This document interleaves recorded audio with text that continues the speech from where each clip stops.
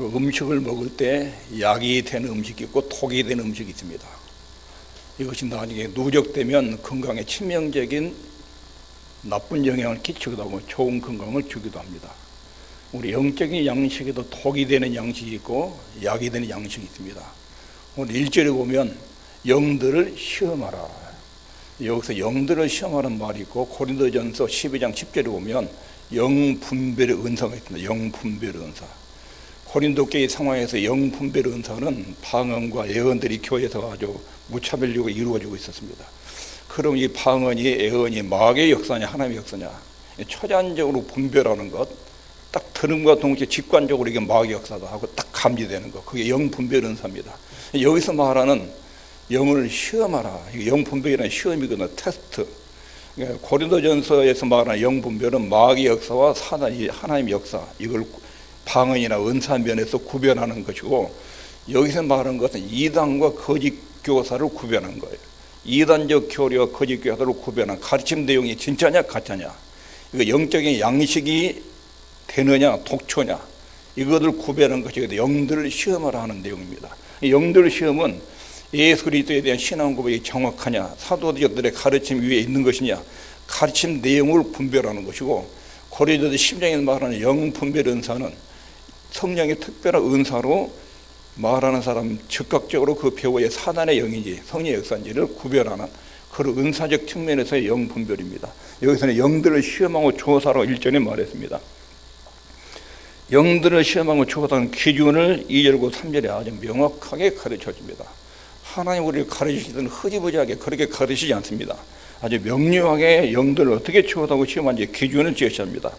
핵심은 그 가르침이 예수 그리스도를 영화롭게 하느냐, 예수님께 영광을 돌리느냐, 이게 핵심이에요. 그리고 예수님께 영광을 돌린다는 것이 무엇이냐, 여러분 가르침에 예수님께 대해 영광을 돌린다는 것은 예수님에 대해서 정확하게 소개하는 거예요. 성경에서 예수 그리스도의 인격과 사역은 뭐라고 알려주는지 이것을 그대로 알려주는 것이 예수님께 영광을 돌리는 거예요. 그러니까 메시지가 처음부터 끝까지 예수님께 영광을 돌리는 것이냐, 이것이 영들을 시험하는 핵심 내용이에요. 신앙의 진짜와 가짜를 식별하는 기준, 여기다 하나님의 영은 이것으로 알지니, 성령의 역사로 가르치는 내용이 이루어질 때는 예수 그리스도께서 육체로 오신 것을 시인하는 영마다 하나님께 속한 것이고, 예수를 시인하지 아니하는 영마다 하나님께 속한 것이 아니다, 이것으로 구별해라. 아무리 은사가 뛰어나게 나타나고 도덕성이 탁월해도 예수님에 대한 내용이 뭐냐, 예수님에 대해서 어떻게 이야기하느냐, 이것을 보라는 것을. 능력과 계획이 어느 정도 세냐, 그 사람이 얼마나 도덕적으로 탁월하게 살고 있느냐, 본이 되고 있느냐, 이것으로 보지 말고 그 사람 입에서 예수님에 대해서 뭐라고 이야기를 하느냐, 이것을 보고 진짜와 가짜로 구별하라는 거예요. 이것이 오늘 본문의 내용이에요. 그리고 하반절에 보면 이것이 적 그리스도의 영이니라, 오리란 말을 너희가 들었거니와 이제 벌써 세상에 왔느니라. 예수를 시인하는 영마다 하나님께 속한 영, 예수님을 시인하지 아니하는 영마다 적 그리스도의 영이다, 이렇게 구별해라. 도덕적인 품성이나 은사의 능력의 탁월성이나 이것으로 영을 분별하지 말고 그 가르치는 내용이 예수 그리스도에 대해서 뭐라고 이야기하는지, 예수님을 시인하는지 부인하는지, 예수님을 정확하게 성경에 말하는 대로 소개하는지 그렇지 않은지, 이것으로 진짜와 가짜로 구별하라. 이렇게 영 시험의 기준을 이렇게 알려줍니다. 자, 예수 믿는 사람의 증표가 아닌 것, 비슷한데 이 사람 진짜 하나님의 사람이 아니냐, 뭘로 구별하느냐, 은사의 능력이나 도덕성으로 구별하는 게 아니에요.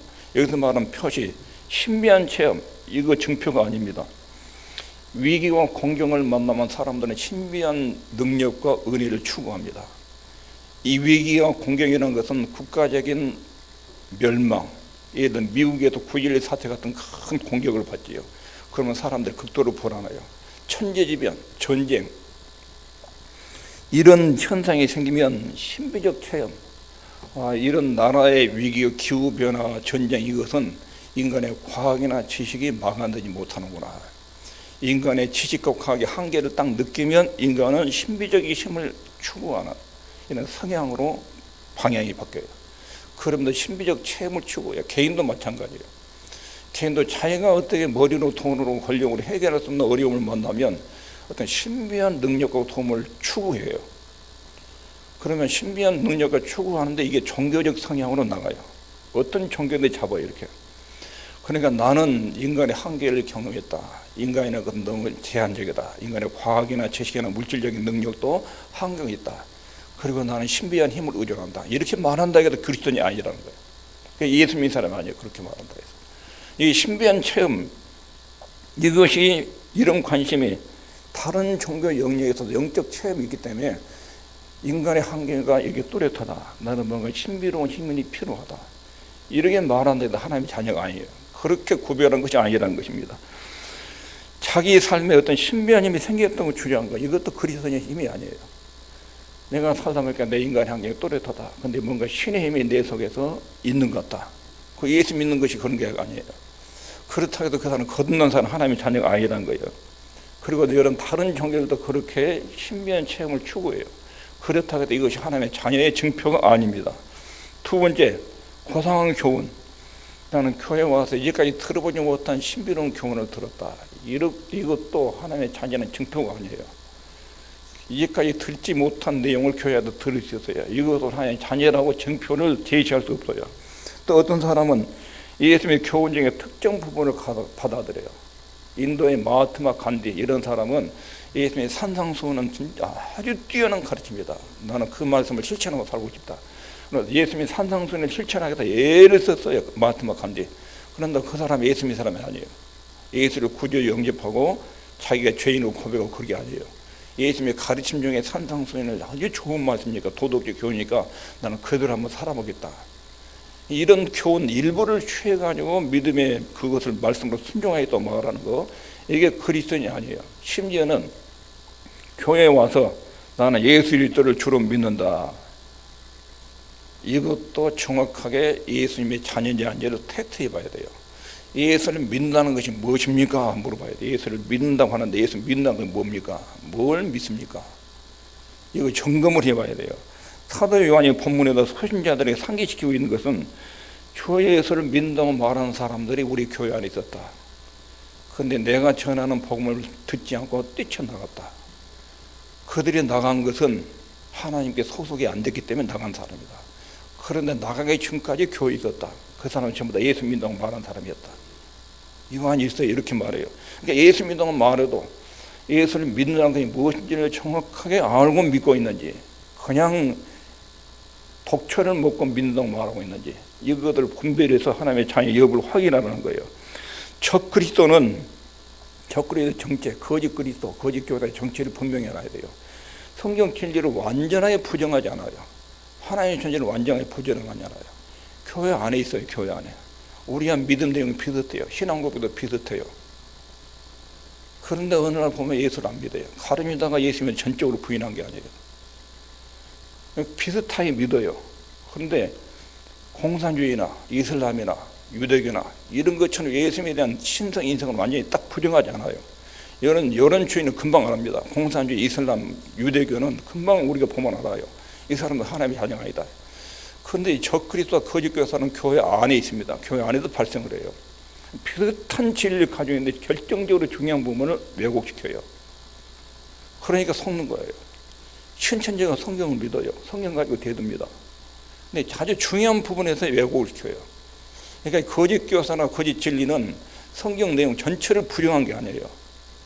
거의 믿는다고 고백을 해요. 그런데 믿음의 핵심 부분이 빗나가요. 이러니까 구별하기가 어려운 것입니다. 고상한 교훈도 아니고 믿는다는 고백도 아니고. 그러면 성경이 이것을 뭐라고 적그리스도에 대한 교훈을 또렷하게 말합니다. 그리스도를 부인하는 것이 아니라 그리스도를 왜곡시키는 것, 이게 거짓 교사예요. 예수님의 존재를 인정해요. 근데 예수님의 존재를 왜곡을 시켜요. 비틀어서 왜곡시켜서 가르쳐요. 이게 거짓 교훈이고 적그리스도예요. 예수님에서 무엇인가를 곡해시키고 실추시키는 교훈, 이것이 비진리고 거짓 교사예요. 그러니까 성도들이 이게 잘 구별하지 못하면 그냥 이단에 그냥 넘어가. 이단에. 신천지가 예수님도 믿잖아요. 구약 신구약 성도 믿지요. 성령님도 믿지요. 비슷한데 핵심적인 부분에서 진리를 왜곡시켜요. 예수님의 영광과 사역을 왜곡시켜요. 이게 적그리스도예요. 적그리스도. 여기 보면 저희가 우리에게서 나갔으니, 이 저희가 누구냐면 적그리스도, 거짓 교사들이, 거짓 가짜들이 교회 안에 있었습니다. 근데 어느 날 이 사람들이 한 뭉텅이가 나갔습니다. 이것은 교회에서 싸워가지고 뭔가 생각이 달라서 나간 거, 이거 달라요. 믿는 내용이 안 맞아서 나간 거예요. 믿는 내용이 우리에게 속하지 아니하였대. 이 사람이 왜 나가느냐? 소속이 다르다. 그 사람들은 하나님의 소속의 백성들이 아니었다. 그런데 한때 우리와 같이 교회 안에 있었다. 만일 우리에게 소속됐다면, 즉 하나님의 자녀의 불이었다면 우리와 함께 거주했을 것이다. 근데 저희가 나간 것은 다 우리에게 속하지 아니함, 소속이 다르기 때문에, 영이 다르기 때문에 뛰쳐나온 것이다. 그들 안에는 성령의 역사가 없었다. 그리고 거듭난 경험이 없었다. 그래서 나갔다는 거예요. 이게 교회 안에 있다는, 교회 안에. 적그리스도는 교회 안에, 교회 내부에서 발생을 합니다. 예수를 믿는다고 말했습니다. 요한의 지적은 그들의 교훈을 볼 때 예수 믿지 않는 사람들이 아니다. 믿는다고 우리 무리와 같이 있었다. 같이. 아주 비슷한 성도였다. 그런데 어느 날 사도 요한의 교훈을 외면하고 뛰쳐나갔다. 우리는 사도 요한의 가르침을 안 받는다. 그리고 뛰쳐나갔다. 그럼 왜 나갔느냐? 그 사람들 붙들어가지고 다시 데려와야 되느냐? 그러면 어떻게 해야 돼? 그 나간 사람 데려와야 돼요? 이 사도 요한이 전하는 메시지를 거부해요. 그리고 나갔어요. 그런 사람 데려올 수 없어요. 오라고 하면 안 돼요. 오라고 하려면 당신 믿는 내용을 포기하고 교회에서 우리가 전하는 내용을 받아들일 때 그때 들어와라. 그래요. 신천지로 간 사람 데려오는데 너 신천지 교훈 가르침을 버리고 우리 교회에서 가르친 내용을 믿고 그리고 돌아야 된다. 신천지 주장하고 교회 들어오면 안 된다. 여러분 이렇게 구원해야 돼요. 무조건 데려오다 안 치면 안에다가 골마 터지죠. 그것이 확산되죠. 이단적 교리는 이렇게 철저하게 다뤄야 한다는 것입니다. 여기 중요한 이 19절 원리는 나는 예수님을 믿는다고 고백하는 것으로 충분히 하지 않다. 왜냐하면 이 사람 예수 믿는다고 고백하면서 교회 안에 있었다가 어느 날 정체가 폭로가 되고 우리는 사도 요한의 가르침을 받아들일 수 없다. 그리고 뛰쳐나간 사람들. 이 사람들이 적그리스도 거짓 교사들이란 거예요. 우리는 예수를 믿는다는 말을 더 시험해 봐야 됩니다. 바울은 이 부분에 대해서 이렇게 말해요. 교회 안에 들어와서 하는 말 보십시오. 만일 누가 가서 우리의 전파지 아니하는 다른 양, 다른 복음을 전하면 너희 고린도 교인들이 왜 이렇게 잘못 받아들이구나. 사도 바울이 고린도 교회 전도하면서 예수님이 정확하게 전달했어요. 예수 믿음으로 구원받는다. 예수님 하나님의 인간이시다. 우리 진리에도 속죄제사를 드리시 보이다. 이렇게 전달했어요. 근데 가짜들이 와가지고 유대교에서 율법 교사들이 와가지고 예수 믿는 것만 가지고 구원이 이루어지지 않고 율법도 지키고 할례도 하고 그래야 구원받는다. 그 말이 맞지. 그런 거 다 받아든 거예요. 이 말이 그것들 가지고 다른 내서 다른 양, 다른 복음. 예수님만이 우리 구원을 이루는데 충분해요. 예수님만 믿으면 구원받는데 충분해요. 믿으십니까? 우리 구원 조건에 예수님이 십자가의 속죄사이면 충분해요. 다른 도움이 필요 없어요. 근데 다른 도움이 있다고 말한 것이 다른 내서 다른 영, 다른 복음이에요. 근데 고린도 교회에 이런 내용이 들어오니까 고린도 교회는 잘 받아들고 바울이 뭔가 잘못 가르친 것 같다. 이렇게 돼버려서 교회가. 갈라디아 교회도 그러고. 여기 요한일서 1장 1절에 여기서 진리의 기준의 핵심이 뭐냐면 태초부터 있는 생명의 말씀이 가냐 우리가 들은 바요, 눈으로 본 바요, 주목하고 손으로 만진 바라. 진리의 기준, 핵심이 뭐냐면 사도적 교훈이에요. 사도적 교훈. 사도들과 선지자들이 전한 내용과 동일하냐 이렇게 이야기해요. 사도들과 선지자들이 전했던 내용하고 그 가르침이 맞느냐 이것으로 진리다 아니다 이렇게 구별하는 것입니다. 여기 완벽하고 명료하게 요한 1서 1장에 답변을 하지요. 사도들이 가르쳤던 내용, 사도들이 믿었던 내용과 같은가 다른가 이것이 진리 여부를 확인하는 핵심적 기준이에요. 왜냐하면 사도는 목격자예요. 사도 요한이 태초부터 있는 생명의 말씀 누구를 말하지요? 예수님에 관해서. 예수님에 관해서는 우리가 누구예요? 우리가 12 사도예요. 우리 12명 사도는 예수님께 직접 들었다. 그분과 3년 동안 24시간 같이 동행했다. 그리고 그분을 눈으로 봤다. 주목해서 봤다. 그냥 흘러본 것이 아니라 또렷하게 그분 옆에서 그분을 지켜봤다. 그리고 그분의 육체를 손으로 만졌다. 3년 동안 그분과 동행하고 그분이 십자가에 죽는 장면도 목격을 하고, 그리고 3일 만에 살아나신 그 분도 보고 손을 만져보고, 그분이 성천하신 것도 그 현장에 우리가 직접 있었다. 3년 동안 계기들 바다 위를 걸어갈 때 바람과 풍랑을 명령하자 그 바람과 풍랑이 잠잠하면 주님의 신성도 봤다. 죽으지 나으든 나사로는 명령하자 나사로가 살아나온 그 장면도 우리가 목격을 했다. 변화해서 변화 못도 봤다. 이렇게 또렷하게 본 사람들이 우리 사도들이요. 왜 사도성이 성경 진리의 표준이냐? 12사도가 예수님을 가장 잘 알아요. 가장 잘 알아요. 예수님께 선택, 예수님으로부터 직접 가르침을 받았어요. 예수님 이적 기사를 옆에서 직접 봤어요. 십자가의 죽음, 부활, 승천을 직접 목격을 했습니다. 그러니까 예수님에 대해서 아주 정확하게 알고 있고, 이 사람들이 예수님께 직접 들은 교훈들, 자기가 목격해서 그분은 완전한 하나님이고 완전한 인간이다. 바람과 풍랑을 명할 때 그것이 명령에 순종하는 거 진짜 하나님이었다. 죽은지 나을 때 나서라 명령함으로 죽은 사람이 살아나왔다. 야이로 딸이 살아난 것도 우리가 봤다. 생명의 주인이다. 물고기 2마리와 떡 5개로 5,000명 이상을 먹이는 그런 이적도 우리가 옆에서 보고 그 떡을 나눠준 당사자다. 이렇게 예수님이 완전한 인간, 완전한 하나님 몸으로 다 체득을 했다.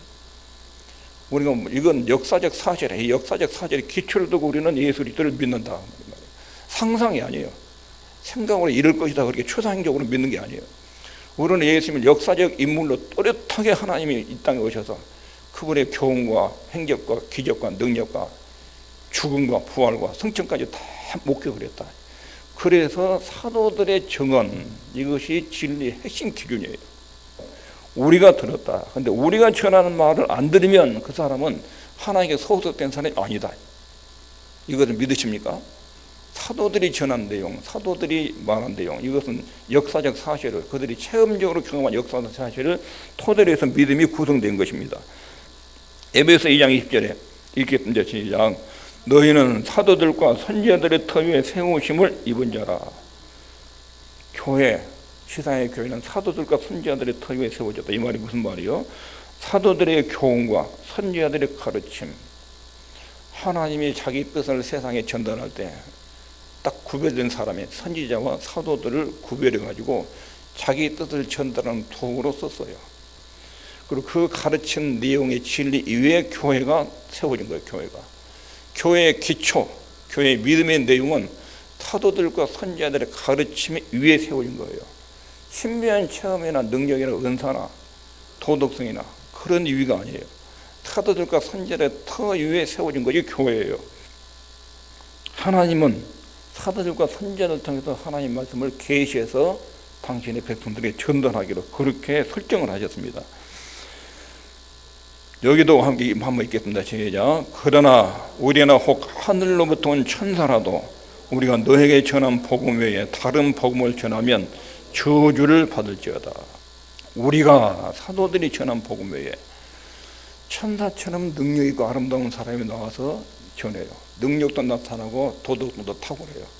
그런데 다른 복음을 전하면 그 천사 같은 사람도 저주받아야 된다. 사도 바울은 갈라디아서에 이렇게 단호하게 이야기해요. 아무리 능력이 좋고 사람이 좋고 사랑이 많은 것 같아도 다른 복음을 전하면 예수 외에 다른 데 구원이 있다고, 예수 믿는 것 말고 다른 데 뭔가 더 보태어 구원이 있다고 이렇게 말하면 저주받아야 된다. 이렇게 단호하게 사도적 교훈을 진리의 표준으로 제시하고 있습니다. 하나님은 사도들과 선지자를 따로 구별해서 계시를 전달했습니다. 이 사도들의 계시에 비춰보면 모든 지상에 떠돌아다니는 가르침들, 이것이 뭔가 진짜가, 뭔가 약초고 어떤 게 독초냐, 이것을 이렇게 구분할 수 있다 하는 것입니다. 그러면 예수님에 대해서 사도들은 뭘 가르쳤는가? 예수님에 대한 사도적 교훈이 뭔가? 여기 있겠습니다. 시작. 하나님의 영은 이것으로 알지니 곧 그리스도 예수께서 육체로 오신 것을 시인하는 영마다 하나님께 속한 것이고 예수를 시인하지 아니한 영마다 하나님께 속한 것이 아니니. 한 줄로 완벽하게 답변하지요.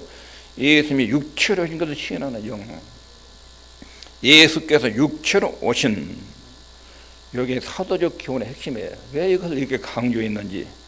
예수님이 세상에 육체로 오셨습니다.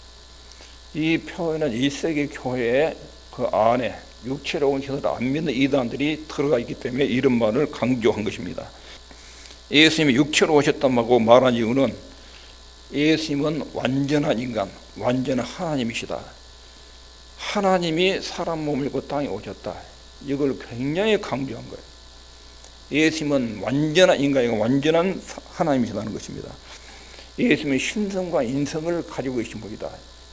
초대교회 안에는 거짓 선지자, 거짓 그리스도들이 있었습니다. 지난번에도 말했듯이 예수님은 태어날 때 예수님은 완전한 인간이 하나님이 전혀 아니었다. 하나님이 전혀 아니었다. 그런데 세례 받을 때 그때 성령이 임하고 그리스도라는 신성이 예수님 몸속에 들어왔다. 그때 신인 있다가 십자가에 죽을 때 그리스도라는 신성은 떠나버리고 육처럼 인간이 있으면 죽었다. 여기에 지금 그 시대 교회 안에 퍼져 있는 이단이라고 그랬습니다. 이렇게 말하면 그게 하나님께 속한 영이 아니라 하나님이 인간 육체를 입고 땅에 오셨다. 이렇게 말하는 사람이 진짜 가르침이고 옳은 가르침입니다. 교회사에서 늘 이런 논쟁이 있었어요. 예수 그리스도의 기독론에 대한 논쟁은 예수님을 인간의 예수로만 보는 성향, 또 하나님으로만 보는 성향, 이게 이단이 기독론 이단이 두 가지 항상 있었어요. 예수는 완전한 인간일 뿐이다. 예수는 하나님이고 인간은 아니다. 이런 내용이 기독교의 기독론의 이단이 계속 있어 왔습니다. 예수님은 완전한 인간, 완전한 하나님. 그 다음에 또 하나 여기 육체로 오셨다 하는 또 두 번째 오신 것. 여러분과 출생으로 인생이 시작되죠. 예수님은 다른 영역에 있다가 인간의 몸으로 왔어요. 우리는 없다가 태어났잖아요. 없다가. 그런데 예수님은 전에 다른 데 계셨어요. 굉장히 영광스러운 분으로 하늘에 계셨어요. 계시다가 인간의 육체로 오셔서 이 땅에. 우리는 출생으로 처음으로 시작을 해서 인생이. 이것이 우리와 주님의 차이점이에요. 오셨다. 요한 1서 1장의 1절에서 태초부터 계신 말씀에 관하여. 언제부터 계셨다고요?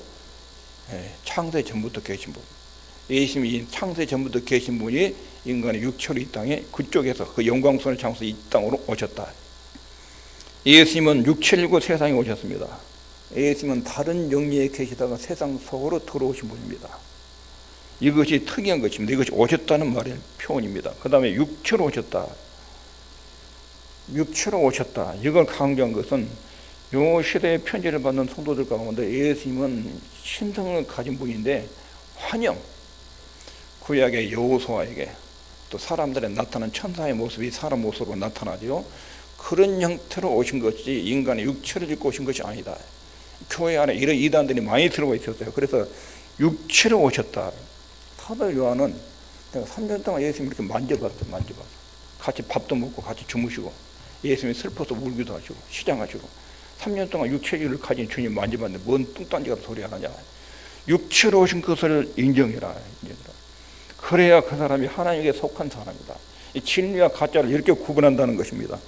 그리고 누가복음 2장 52절에 예수는 그 지혜와 그 키가 자라가며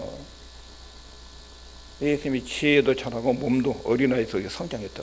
육체로 오신 거 이렇게 또렷하게 요한이 보고 만져봤는데 그러나 이단들이 환영으로 왔다고 이 엉뚱한 소리 하니까 사도 요한이 이것을 강력하게 반박하면서 전하는 것입니다. 예수님이 육체로 오셨습니다.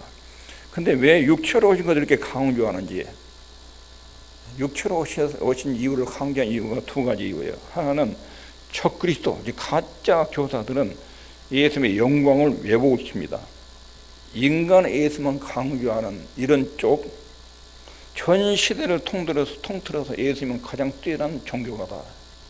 가장 도덕성이 뛰어난 사람이다. 이렇게 가르치는 것, 예수님의 영광을 왜곡하는 것입니다. 또 예수님은 하나님으로만 오셨고 육체가 아니다. 이것도 예수님의 영광을 왜곡하는 것입니다. 그러니까 우리가 예수님께 영광을 돌린다. 그 표현은 뭐냐면 예수님은 하나님이시고 사람입니다. 나는 이것을 믿습니다. 그러면 예수님께 영광을 돌리는 거예요. 예수님은 하나님인데 육체가 아닙니다. 그러나 예수님의 영광을 안 돌리고 예수님의 영광을 왜곡하는 거예요. 적그리스도는 예수님의 사역을 왜곡시킵니다. 사역을. 예수님이 육체로 거하신 하나님, 이렇게 강조한 것은 예수님이 육체를 입고 오시지 않았다면 십자가의 죽음이 우리 속죄를 위한 죽음인데 우리 죄가 어떻게 용서가 되겠느냐. 예수님이 환영으로 왔다면 우리 죄는 누가 대신 갚으냐. 누가. 아담 때부터 모두 인류의 죄가 그대로 있을 거다. 그대로. 그러니까 예수 그리스도는 인간이 아니고 하나님의 이렇게 믿는 사람은 절대로 죄 용서받고 하나님 자녀가 될 수가 없다. 그 사람 죄는 그대로 있다. 예수님 육체로 오셔서 나하고 똑같은 육체로 오셔서 뇌의 죄를 예수님 육체로 짊어지고 십자가에서 대신 갚으셨다. 육체로 오신 것을 부정하면 우리 죄의 용서의 길이 막혀버려. 죄의 용서가 안 이루어져 버려. 영원토록 그 사람을 용서받지 못한 채로 죽음을 맞이하게 돼요. 신약 성경은 예수님은 온전한 인간, 온전한 하나님으로 증거합니다. 성육신에 대한 지각, 예수님은 완전한 하나님이고 그 하나님이 사람 몸을 입고 오셨다. 왜 하나님이 사람 몸을 입고 오셨는가? 전에도 말했듯이 인간의 문제가 정치, 경제 이런 문제라면 천사들 보내가지고 모세 보내고 엘리사 보내고 여호수아 같은 장군 보내가지고 얼마든지 인간의 문제를 해결할 수 있어요. 모세 한 명은 모자라면 모세 같은 능력자 1000명, 10,000명 보내가지고 처리할 수 있어요. 근데 그렇게 해서 인간의 문제가 답을 얻을 수 없어요. 인간의 문제는 죄 문제라. 죄 문제는 모세도 엘리야도 엘리사도 에레미야도 해결을 못했어요. 하나님의 아들이 육체를 입고 오셔야만 이 죄 문제가 비로소 십자가로 처리가 돼요. 그래서 주님이 오신 거예요. 구약 성경은 인간의 죄는 도저히 선지자나 모세나 엘리사나 엘리야 능력으로 안 된다. 이 구약의 결론이에요. 그리고 아브라함과 다윗의 아들 예수 그리스도가 탄생했다. 육체를 입고 하나님 오셨다. 그 십자가에서 우리 죄를 그렇게 처리하셨다. 육체로 오신 걸 부정하면 속죄가 없어져 버려요. 죄 용서의 사건이 없어져 버려요. 예수님은 완전한 인간, 완전히 하나님이야 우리 인간의 죄를 대속하고 속죄하는 중보자로서의 자격이 딱 갖춰지는 거예요. 둘 중에 하나만 아니어도 우리 속죄 사역이 무산돼 버려요. 그래서 그것을 요한이 굉장히 중요하게 다룬 것입니다. 오늘날도 이런 가르침이 있어요. 예수님을 빼고 구원을 말하고 예수님을 빼고 능력을 말하면 전부 다 그건 올바른 가르침이 아닙니다. 특히 디모데전서 2장 5절에 하나님은 한 분이시요 또 하나님과 사람 사이의 중보도 한 분, 그 사람 즉 그리스도 예수라. 우리 구원에 예수님 말고 다른 걸 끼워넣으면 그건 철저하게 이단이에요. 여러분과 제 죄를 용서하는데 예수님 한 분이면 충분합니다. 믿으십니까? 예수님 십자가의 속죄의 사역, 십자가에서 피 흘려 내 대신 죽으신 것, 그 사건에 내 죄를 용서하는데 충분해요. 다른 것 없어요. 예수만은 충분하다는 것이 사도 요한의 증거예요. 우리의 신앙 고백은 예수님만이 우리의 구원을 위해서 세상에 오셨고 그분의 십자가의 죽음과 부활만이 우리를 구원하고 하나님 앞에 세우기에 충분하다. 그런 십자가의 보혈이 우리 죄를 용서하는데 100% 200% 완전하게 하나님의 요구를 충족시켰다. 그걸 믿는 것이 올바른 신앙 고백이고 주님께 영광을 돌리는 것입니다. 나의 구원을 위해서 예수님 외에 어떤 것도 또 추가시킬 필요가 없다. 부수적으로 도움이 될 것이 없다. 마리아도 성인도 다 필요 없다.